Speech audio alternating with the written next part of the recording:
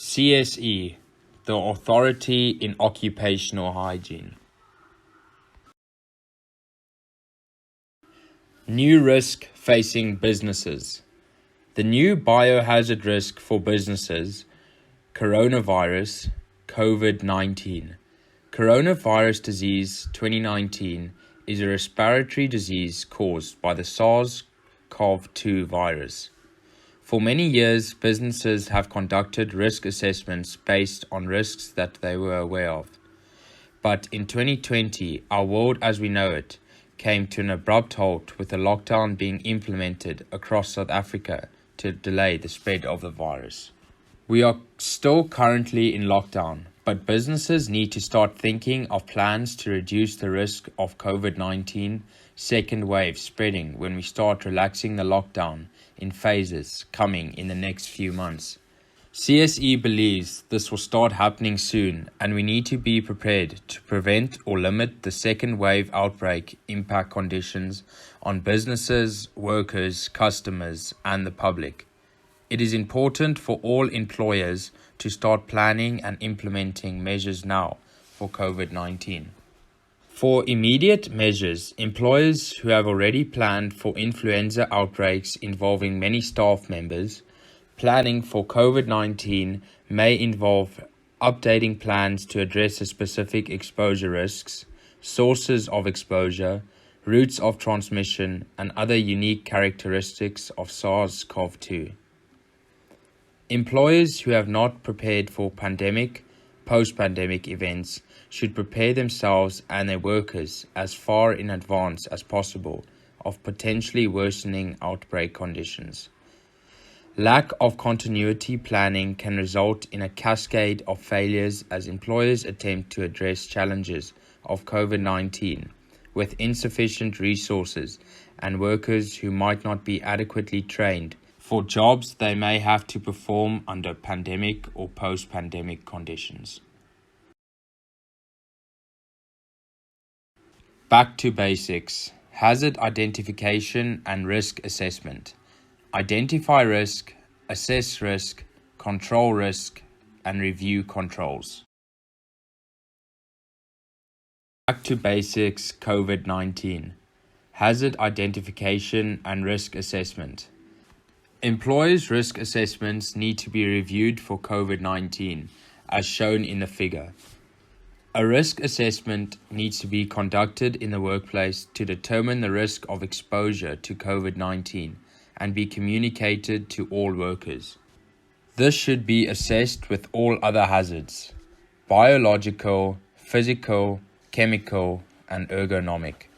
Psychosocial, exposure to long working hours, psychological distress, fatigue, occupational burnout, stigma, physical and psychological violence. Protection measures. With COVID-19, it may not be possible to eliminate the hazard. The most effective protection measures are engineering controls. Engineering controls involve isolating employees from work-related hazards in workplaces where they are appropriate. These types of controls reduce exposure to hazards without relying solely on worker behavior and can be the most cost-effective solution to implement. Examples include installing physical barriers such as face shields. Administrative controls. Administrative controls require action by the employee and employer. Typically, administrative controls are changes in work policy or procedures to reduce or minimize exposure to a hazard. Examples include providing workers with up-to-date education and training on COVID-19 risk factors and protective behaviors. Safe work practices. Safe work practices are types of administrative controls that include procedures for safe and proper work used to reduce the duration, frequency, or intensity of exposure to a hazard. Examples include providing resources and a work environment that promotes personal hygiene. For example, no-touch refuse bins, hand soap, etc. PPE. PPE may also be needed to prevent certain exposures. While correctly using PPE can help prevent some exposures, it should not take the place of other prevention strategies. Examples include gloves, goggles, face shields, face masks, gowns, aprons, coats, overalls, hair and shoe covers, and respiratory protection when appropriate. Our offering. As CSE is the authority in occupational hygiene, we strongly recommend that all business risk assessments on COVID-19 gets done as soon as possible to make sure you are compliant as per the regulations in terms of the Occupational Health and Safety Act, number 85 of 1993. An occupational risk assessment should be performed when employees could be exposed to health hazards. Number 1. We are experts in the art of occupational hygiene, safety, and environmental management in the workplace. Number 2. We are registered with and certified by the various industry bodies, including the Department of Labor, as an approved inspection authority. We are professionals. Number 3.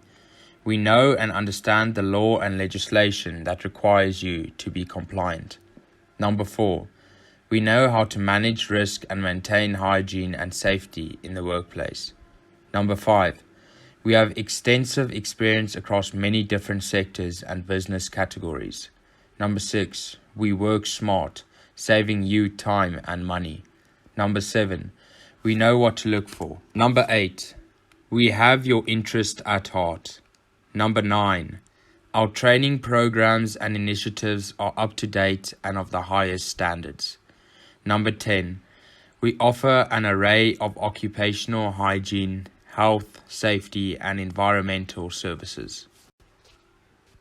Book with us now. Contact us at www.cseconsultants.co.za.